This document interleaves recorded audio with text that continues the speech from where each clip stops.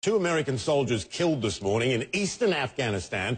A gunman wearing an Afghan security forces uniform opening fire on a group of NATO and Afghan service members. 10 other US service members wounded in that attack. Our Nick Payton-Walsh following the story for us from Beirut. Nick, just in the last little while we've heard that Green Berets were perhaps involved in the attack. Tell us about that.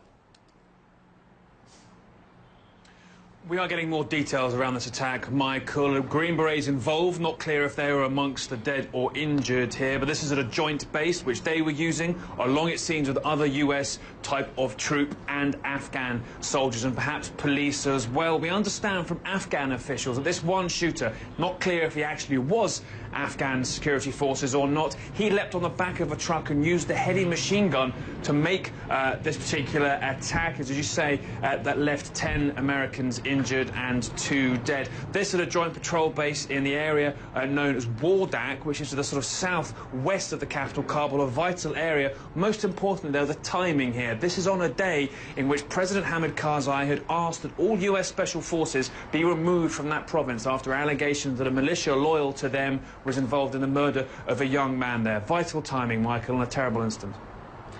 Nick, I want to ask you this here because obviously Michael spent a lot of time in Afghanistan. I've had an opportunity to interview Hamid Karzai, and he often says very inflammatory things just to see if he can get a reaction, if you will, out of the President of the United States, in this case, President Obama. He has now said that he believes the U.S. is in cahoots with the Taliban, but there's been a lot of back and forth of the U.S. and their discussions with the Taliban, perhaps even a peace agreement at some point. What do you think is behind Karzai's accusation here?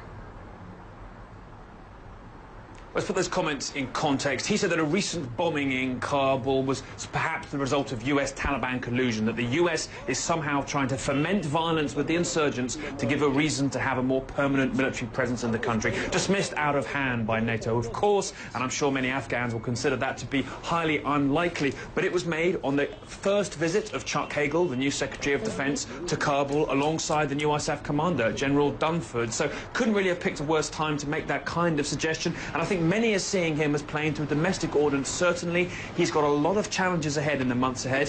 He's leaving power in 2014, has yet to anoint his successor who he can support in elections, and perhaps some see he's trying to play on the anti-American sentiment amongst many Afghans after this long and increasingly unpopular campaign, in the hope perhaps that that will shore up his power base and try and keep the people he wants in power.